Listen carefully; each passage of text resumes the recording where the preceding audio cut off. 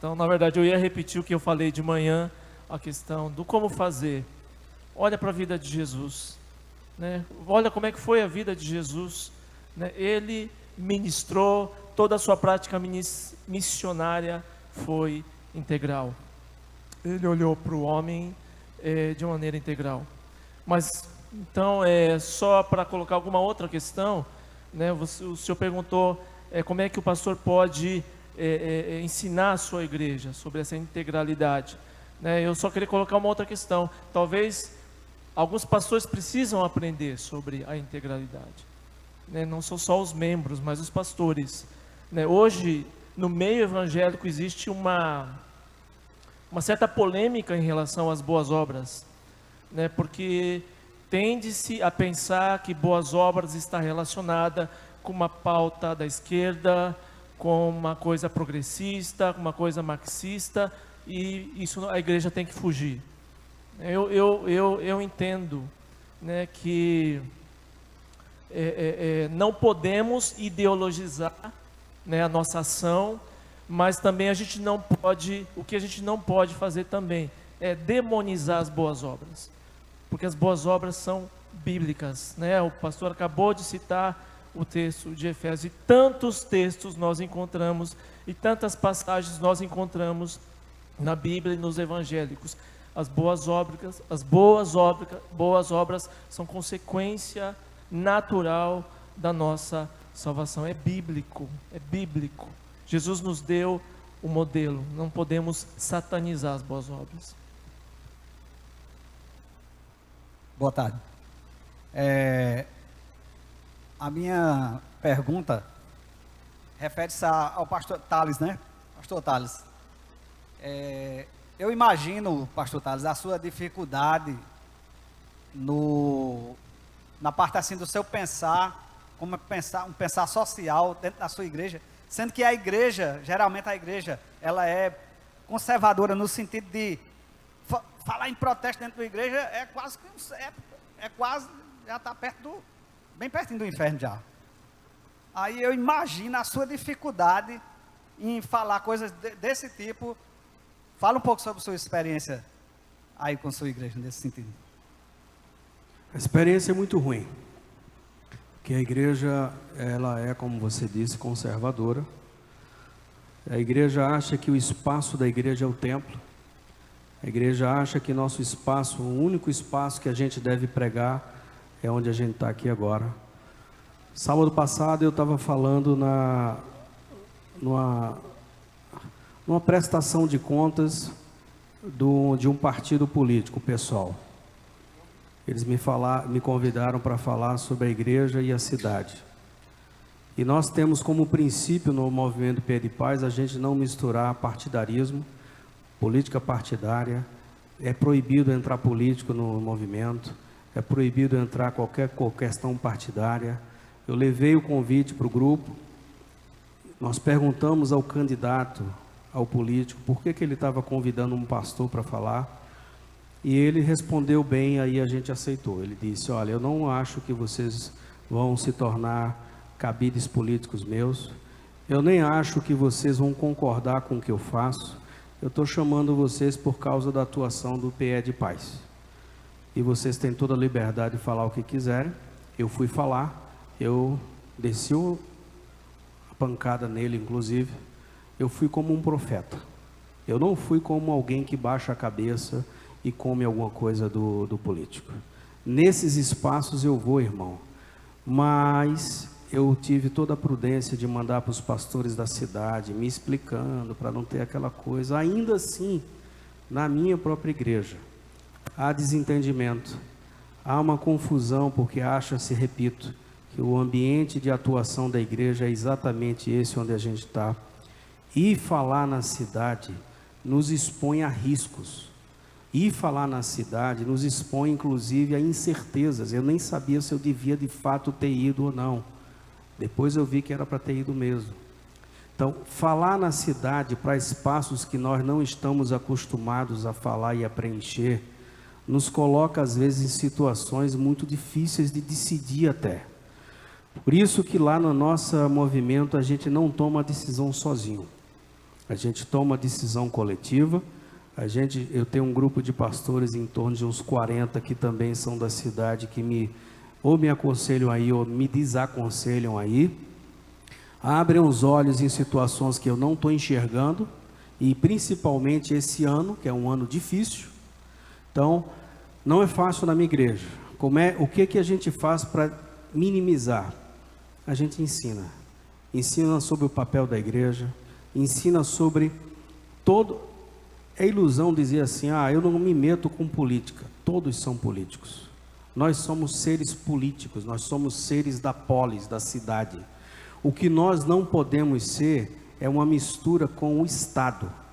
Nós não podemos ter uma mistura com o sistema político partidário. É nojento aquilo tudo que a gente está vendo no Brasil, em todas as esferas e todas as nuances. Mas a igreja precisa ter um papel político dentro da cidade, não partidário, mas como atuação da igreja, como profeta, dentro daquilo que a gente chama de polis, de cidade, do local onde nós moramos. É assim que a gente vai ensinando, mas nem sempre se entende não, tá? Boa tarde. Jesus, ele falou na comissão que a gente deveria formar discípulos. E como em um avanço missionário, tipo de uma semana ou um final de semana, a gente manter esse discipulado?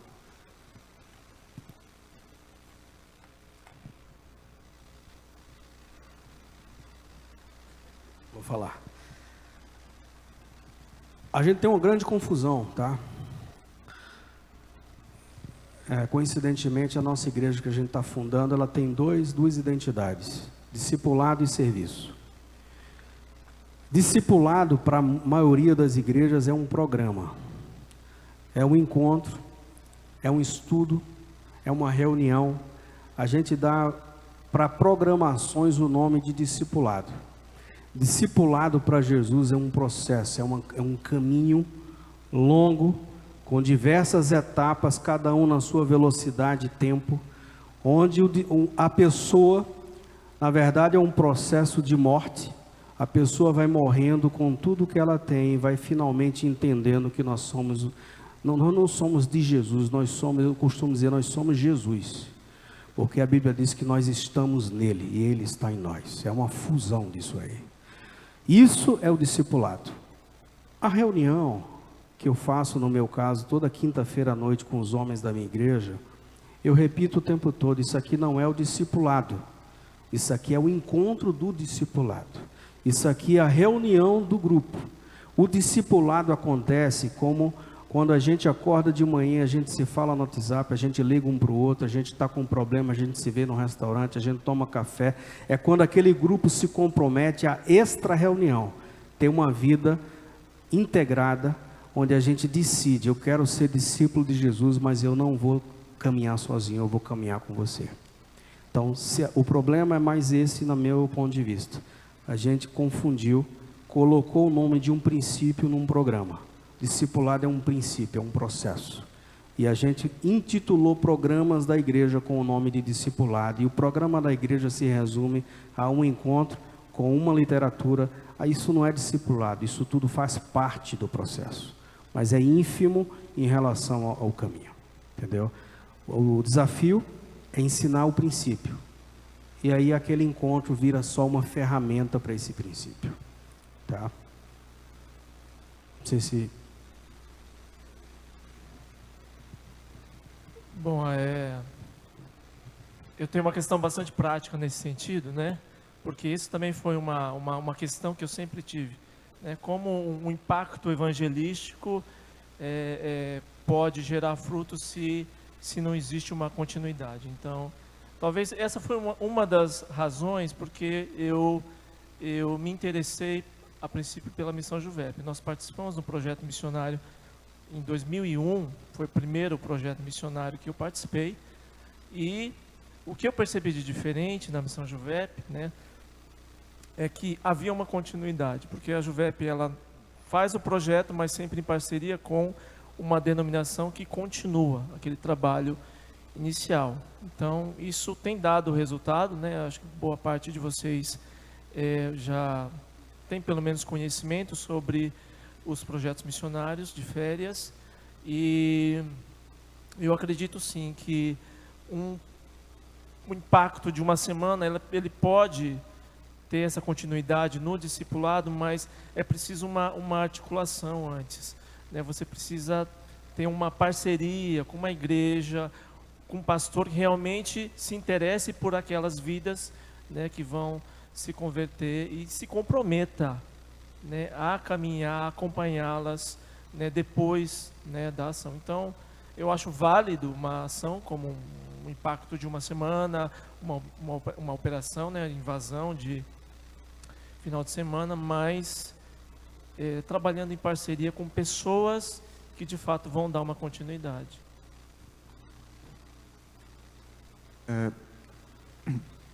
Boa tarde. O conceito da teologia da missão integral realmente é algo muito bonito, muito interessante, como o cristão ser cristão em todas as áreas da sociedade. Mas quando você olha para a prática e você vai pesquisar sobre a missão integral em si, e você vê alguns pastores ditos defensores dessa teologia, você percebe que são pastores liberais, pastores que defendem algumas pautas que jamais poderiam ser sequer pensadas no cristianismo.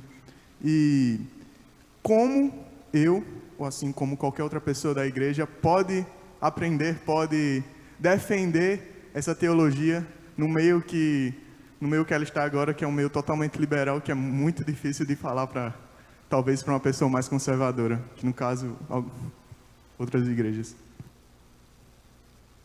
Sinceramente, eu não me preocupo, porque algum grandalhão começa a meter o pau na missão integral, então eu vou mudar tudo, eu vou desandar, não vou mais seguir o que Jesus fez e tal.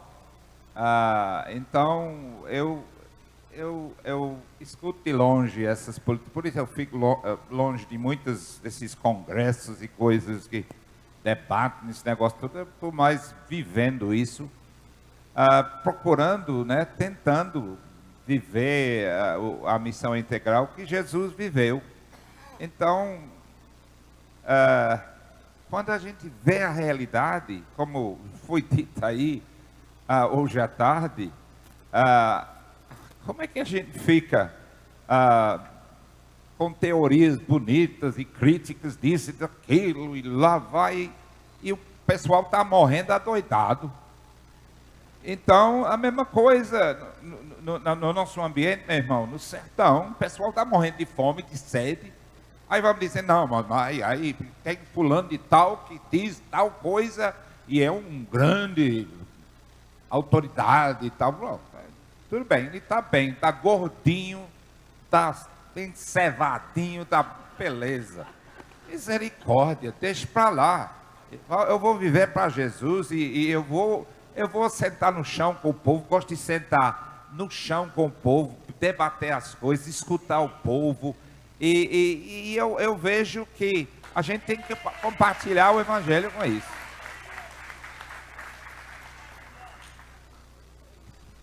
Irmão, eu não vou dizer mais nada não, só vou dizer o seguinte. Eu sei mais ou menos de quem geralmente se fala. Eu vou dizer nomes. O Ari é meu amigo pessoal, Ari Ovaldo. E o Ronilson é outro que é bem liberal. E eu vou dizer só o seguinte. Quando eu tive problemas pessoais, Ari que ficou comigo. Então ele é meu pastor. Com isso eu não quero dizer que eu concordo com o que ele faz. Eu já disse a Ari uma coisa. Enquanto vocês ficam discutindo, Ari, teologia, fazendo congresso, é muito semelhante ao que o pastor João acabou de dizer. O Nordeste, desculpa a expressão, está se lixando para o que vocês estão falando. Essas discussões que vocês têm no Sudeste, a gente só fica sabendo por Facebook. Nós estamos no campo, nós estamos com as pessoas. Enquanto a turma está discutindo, o Nordeste tem gente como o pastor John lá em Picos e outros que estão fazendo missão integral. Meu conselho para você é pessoal, eu cansei, me deu canseira as discussões sobre a teologia da missão integral. O que eu tinha que aprender sobre teologia da Missão Integral, eu aprendi com os pais da Missão Integral, René Padilha, Samuel Escobar. Lê esses, cara. Os outros, tem uns que fazem graça no Facebook e se dizem da Missão Integral. Esquece essa turma. Olha para quem está fazendo, pertinho de você. Você vai aprender mais.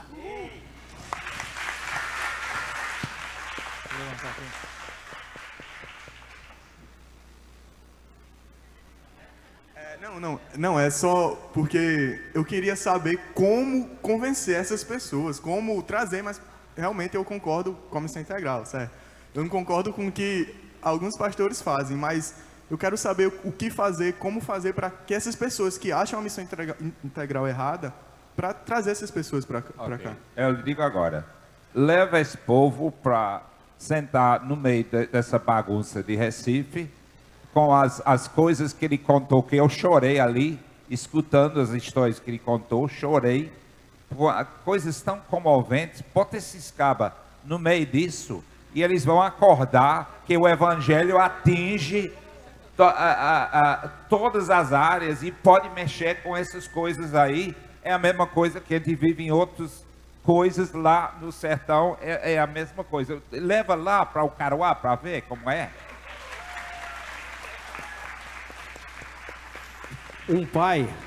O pai da Missão Integral, René Padilha, um dos pais, ele tem uma frase linda: missão é uma ação que precisa de explicação. Não é o contrário, uma explicação que depois você age. É uma ação, leva ele para lá, aí lá você explica o Evangelho. Ele primeiro faz o que Neemias disse: vejam e venham, depois se explica. A pessoa está debatendo e perdendo tempo no blá blá blá. Amém. Eu queria perguntar para o britânico mais sertanejo que eu conheci, e também para o pastor Thales, né? Pelo menos o que eu estou muito encantado com o trabalho da SEV e como é que nós, como igreja evangélica, aqui em João Pessoa, a gente pode criar projetos relevantes, duradouros, até a vinda de Jesus.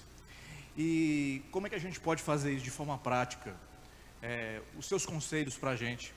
E pastor Teles, qual é o conselho que o senhor nos dá como igreja para a gente não cair em movimento de ação que é interessante, é importante, tem a sua participação, mas que a gente não fique só nisso, não fique só nesse vício de movimentos, mas que a gente possa criar projetos duradouros, relevantes, impactantes, que mude a vida do ser humano no geral. Eu só posso falar da nossa experiência assim, que quando a gente começou a escrever projetos, parecia um negócio assim de outro mundo. Eu não tinha a mínima noção como fazer isso. Inclusive, a gente gastou um monte de tempo tentando fazer alguma coisa lá em Patos. E aconteceu uma coisa interessante. Vocês que são de Patos aqui, talvez lembrem da epidemia de cólera, em 91. Aí, com isso, foi tão sério, com gente morrendo na cidade, foi um negócio seríssimo. E eu fui para uma reunião da Câmara Municipal, que o diretor do Hospital Infantil se levanta e faz um apelo que o negócio está seríssimo, que eles não têm mais nem esparadrapo, nem equipes para aplicar soro, não tinha mais fraldas, não tinha mais lençóis. Aí que tá. Aí para o irmão anterior, aí leva os teóricos para essas situações. Aí ele faz esse apelo: pelo amor de Deus, faça alguma coisa para ajudar. Aí eu, em seguida, fui dar a palavra e eu disse: olha, eu não prometo nada, mas eu vou tentar. Aí com isso eu entrei em contato com a Tiffany. Aí eu contei a história para a Tiffany, que eu não sabia escrever um projeto, mas eu sabia fazer um fax, que eu achei um milagre.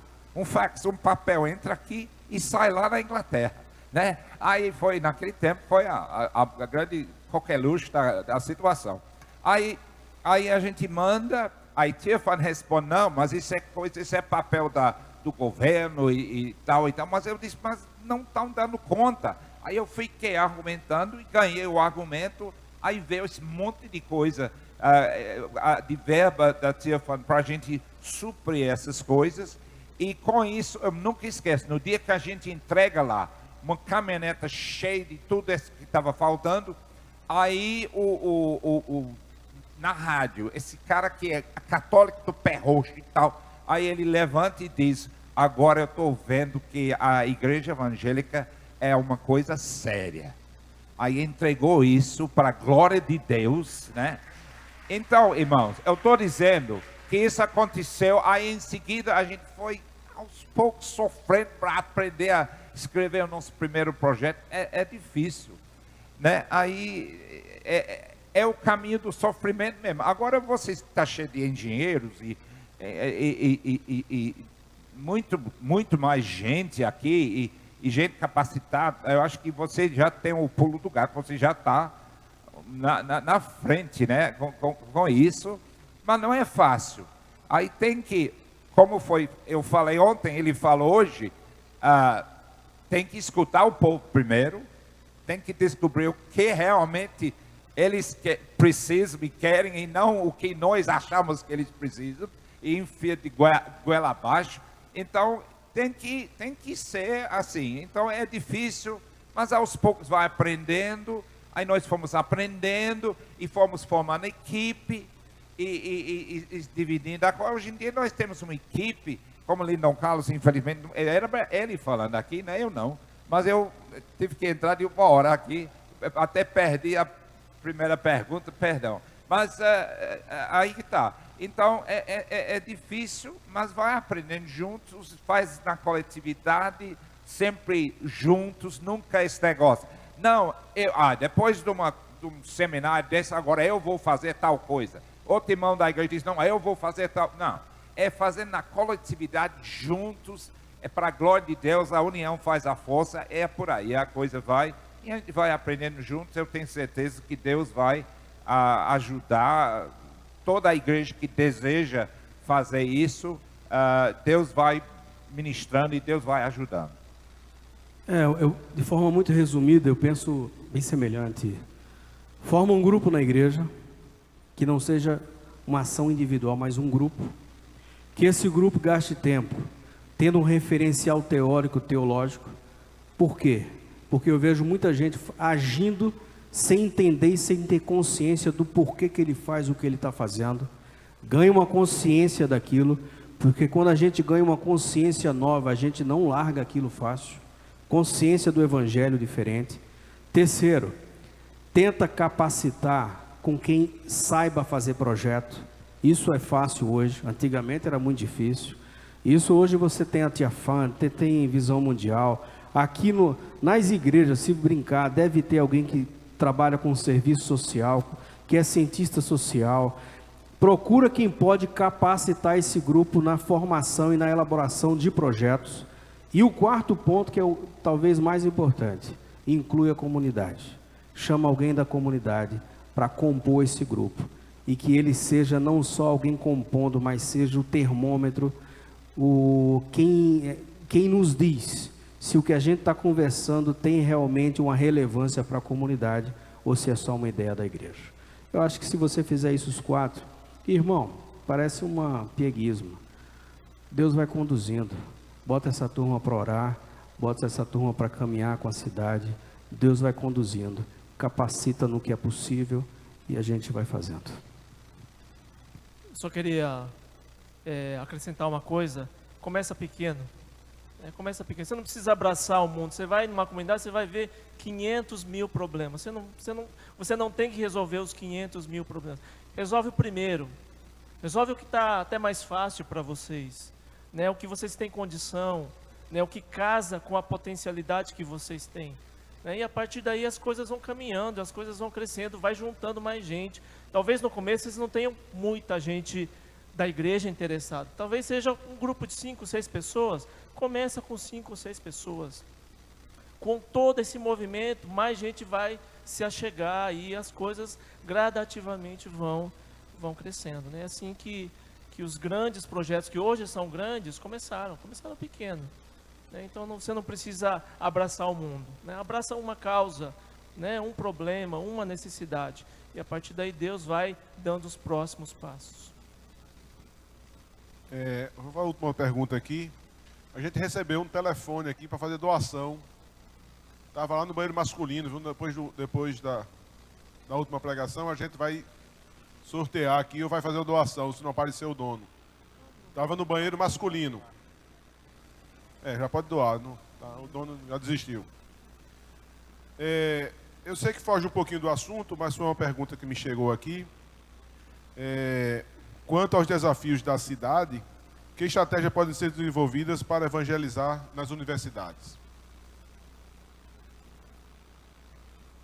Bom, eu fui assessor da ABU durante muitos anos. Fui secretário do Nordeste durante um período, muitos anos atrás. Aí, então, se ligar à ABU é uma opção, porque a ABU tem muita experiência nesse campo e é excelente.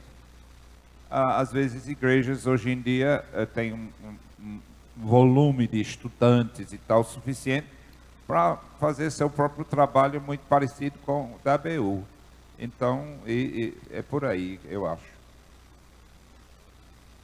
A minha palavra é mais para os jovens. Provavelmente quem perguntou deve ter sido um jovem. Eu sinto falta de uma coisa nas igrejas. Eu vejo que os melhores intelectuais da igreja brasileira, eles não conseguem dialogar com os intelectuais da universidade. Eu sinto, com exceções. E eu vou citar o Robson Cavalcante, que o pastor Écio citou. Quando eu fiz Ciências Sociais na Federal, eu descobri que o Robson Cavalcante, que a gente respeitava na igreja, ele era mais respeitado ainda dentro da Universidade Federal. Os professores viam o professor Robson como uma sumidade na ciência política. Por isso que ele conseguia dialogar. Meu conselho, então, para os jovens daqui é: estudem muito a Bíblia, mas também desenvolvam-se em outros saberes, em outras ciências, em outros estudos, para que o nosso diálogo na universidade consiga ter alcance, relevância, por causa também da capacidade nossa de argumentar o Evangelho a partir de outras ciências. Infelizmente ou felizmente, a universidade é um campo difícil hoje.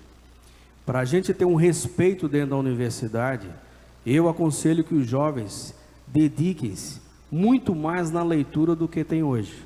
Infelizmente, a gente tem uma juventude, em geral, as igrejas, a gente lê muito pouco, a gente estuda muito pouco, a gente se dedica muito pouco nos estudos, a gente é conhecido como uma classe que lê menos ainda, às vezes, do que o mundo lê. A gente precisa ter uma geração dedicada, ou talvez mais dedicada nos estudos, para que a gente consiga ter um respeito, uma relevância, uma entrada maior dentro da universidade. Eu não tenho experiência com evangelismo na universidade, eu trabalhei com a MPC, a gente fazia trabalho nas escolas, mas a ABU realmente era a nossa grande referencial de evangelismo. Deve ter na cidade, que eles estão em todo lugar, acho que eu aconselho por aí. Isso é mais uma percepção pessoal sobre o que eu falei. Uma pergunta agora mais pessoal minha. O que é que vocês acham da importância do voluntariado, né? Porque nós trabalhamos com muitas pessoas, né? E grande maioria voluntários realmente. Poucos são os que recebem salário para executar aquele serviço. E a semana passada nós tivemos um treinamento aqui para capacitação da igreja. E uma das coisas que a Nádia Pessoa falou foi isso, né? Sobre a política do voluntariado. O que é que vocês acham da importância do voluntariado nessas obras que vocês executam? Bom, nosso trabalho é inteiramente feito por voluntários, inteiramente. Algumas pessoas que gastam mais tempo no meio da coisa recebem uma gratificação, não é um salário, nada disso. E o problema da lei do voluntariado e aquele negócio que eles assinam, aquele documento, tá ótimo enquanto está tudo dentro de casa, tudo nosso pessoal agora corre risco quando não for. Em termos de Ministério do Trabalho e tal, se tiver uma ovelha negra no meio da história que vai, né, que isso acontece nas igrejas com zelador e coisa assim, isso acontece. Então, é lamentável isso e nós já fizemos uma consultoria sobre isso para ver se tinha algum meio e nós não achamos nenhum meio e continuamos do mesmo jeito que continuamos. Graças a Deus que com a equipe que temos, eu acho que nós nunca tivemos problema, eu creio que não temos. Mas, então, todo o nosso trabalho é feito por voluntários e cada vez mais os membros da igreja têm visão para a missão integral, têm visão de participar, estão sempre criando, chegando com novas ideias, com novas necessidades, então tudo depende do voluntário e é tudo na base do ensino que é dado na igreja, que prepara para isso, que facilita isso. Eu vejo o voluntariado como a busca de um significado ou de uma causa significativa para cada um. A única coisa que eu acho que a gente deveria fazer, primeiro concordo com tudo que o pastor João falou. Na visão mundial, tudo é feito com voluntariado. No movimento, tudo é feito com voluntariado. Voluntariado é tudo dentro disso que a gente tem falado aqui.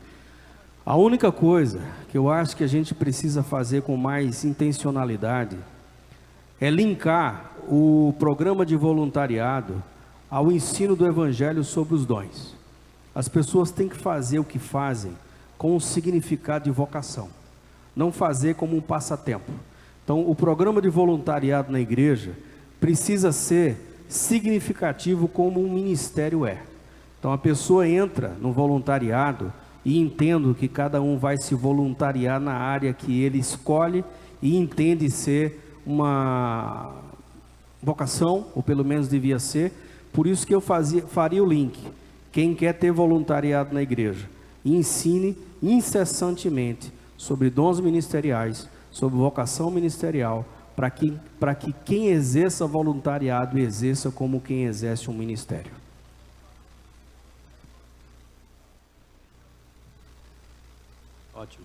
Ótimo.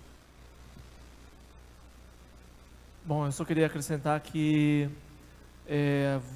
trabalhar voluntariamente não significa trabalhar de qualquer jeito, né? A hora que quiser, né? Do jeito que quiser, do modo que bem entender, né? Acho que há uma necessidade de ter também critérios, né? E exigir esse comprometimento. Eu acho que essa questão desse ensino dos dons, eu acho que é uma coisa que deve ajudar e resolver muitos desses problemas, né? Mas a missão Juvep tem uma experiência com voluntariado, né? Os nossos projetos são, na grande maioria, compostos por voluntários, né? E a gente trabalhando na equipe, trabalhando na liderança, mesmo sabendo que aquela pessoa às vezes pagou passagem do próprio bolso para estar com a gente trabalhando de graça naquele período, às vezes a gente pede, pelo amor de Deus, que ela encontre alguma desculpa para ir embora, né? Porque às vezes dá tanto trabalho para a gente, né? Que era melhor que ela nem tivesse vindo, né? Mesmo com esse sacrifício pessoal da pessoa, às vezes até com uma inicial boa intenção, né? Mas então a gente tem excelentes exemplos e experiências com voluntários que realmente dão, né, de coração, consagram aquele tempo para Deus e para servir as pessoas, mas existem também alguns que dão muito trabalho. Então, eu entendo que há necessidade de algum tipo de critério também, né? De repente, não sei que tipo de seleção ou critério, mas é preciso ter um cuidado também, né? Não é porque é voluntário, porque vai fazer tudo lindo e maravilhoso, né? Então, só um pequeno ponto, né, acrescentar.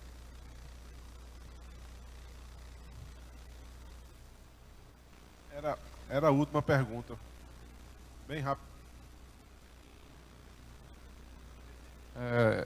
Pastor Thales, né? Thales. Já que a igreja como instrumento, né, de sal e de luz, né, e a gente vê que a igreja hoje ela tem uma resistência muito grande nesse sair às portas, e aí ela está passível de ser influenciada até pelo mundo, e nessa questão, como o senhor bem falou, que política é aproximar os extremos. E aí a gente faz essa leitura dentro dessa operação que hoje Lava Jato, que hoje tornou-se conhecido não só nacionalmente, mas internacionalmente, e eu faço uma leitura durante essa operação toda, o posicionamento da igreja brasileira. Parece que ficou como aquele lá na transfiguração de Pedro, né? Vamos ficar por aqui, está tudo bom. Então, qual a leitura que o senhor faz e qual deveria ser o posicionamento da igreja nesse contexto da Lava Jato, onde Deus tem utilizado, eu creio dessa forma, como instrumento de limpar, passar limpo o Brasil? Vou falar de forma geral. Eu acho que a igreja brasileira, irmão, hoje faz muito convertido e poucos discípulos, tá? Ela converte muita gente, poucos se tornam discípulos. Porque o discipulado vai para além de uma multidão. O discipulado vai para além de uma frequência num templo. O discipulado exige um caminho, inclusive um caminho de autonegação e morte. O Lava Jato, como somente um exemplo, deveria ser uma atuação nossa como igreja de condenar a impunidade, de condenar a corrupção, de condenar qualquer prática e qualquer coisa que vá de encontro aos valores de Deus. O meu grande medo, irmão, não é somente que a igreja não fala nisso. É que a igreja não fala nisso porque muitos dos valores que a Lava Jato está combatendo a gente encontra dentro das igrejas. O meu grande problema não é a igreja estar calada diante da Lava Jato. É a igreja às vezes se vê com o mesmo tipo, em níveis diferentes de corrupção que a Lava Jato está combatendo. Por isso, ela se cala. Esse, para mim, é o meu maior problema. É quando a gente percebe que os sinais que o reino de Deus deveria combater, ela não está combatendo, porque a gente vê esses sinais dentro da estrutura, não estou falando das pessoas, dentro da estrutura de funcionamento e do sistema religioso. Então, quem vê o Mecanismo lá, o filme tão polêmico, eu vi todo, não gostei de tudo, mas gostei de muita coisa. Mas a frase final lá, onde diz que o mecanismo funciona de uma forma que a gente inclusive sequer vê. Eu quero só dizer ao irmão o seguinte: eu tenho uma visão diferente. Eu não acho que a corrupção do Estado seja a pior. Eu acho que há uma elite corrupta pior do que a corrupção do Estado. Eu acho que há um grupo que comanda o Estado no Brasil, que eles são corruptos, e que é interessante para esse grupo pequeno, bem pequeno, que o Brasil entenda que a corrupção, quase toda ela, se encontra dentro do Estado, e que a Lava Jato vai funcionar limpando isso. É útil para essa elite corrupta que pense-se nisso, porque quando a gente pensa nisso, a gente transfere para o Estado todo o estado de corrupção do país. E quando a gente transfere para o Estado todo o estado de corrupção do país, a gente também transfere que a solução seria privatizar algumas coisas porque o Estado está corrupto. A corrupção, como diz o mecanismo lá, ela tem outros braços, tão corruptos quanto o Estado, e que mandam no Estado inclusive, e que a gente como igreja, a gente está no meio de um mundo que jaz no maligno inteiro, e que a gente tem que ter cuidado não só quando a gente se liga com o Estado corrupto, mas a gente tem que ter cuidado quando a gente se liga com um grupo geralmente elitizado, que também é tão corrupto quanto o Estado. Então a gente como igreja, a gente tem uma função muito maior do que apenas condenar e apoiar a Lava Jato.